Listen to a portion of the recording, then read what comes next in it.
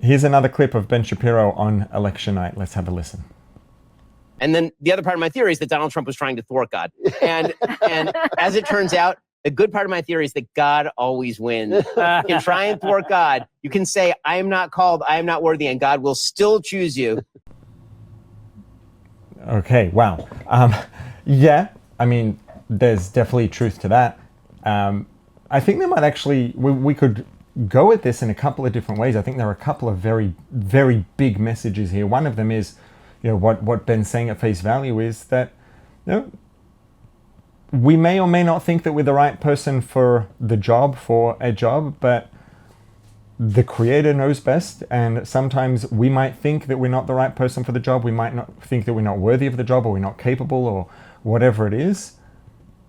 And sometimes the job just will relentlessly show up, and to the point that it becomes clear that it is our job, whether or not we think we're right for it. And when that happens, best just get on with it and give it all we've got and do the best we can, and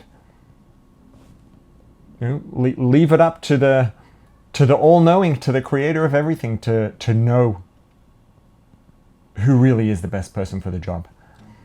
And just one more thing that I want to add is, because of the complexity of human nature and the tendency that we have to misjudge, right? And this is true of misjudging other people and of misjudging ourselves. And that is, it's also important to remember that sometimes we think that we're not worthy.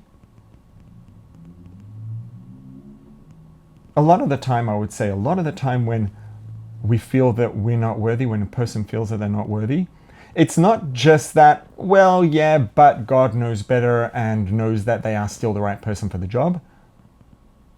I would say most of the time, when a person feels like they're not worthy, that sense of being unworthy, of being insufficient, of not being good enough for the job, is not coming from a place of objective assessment, of objective calculation.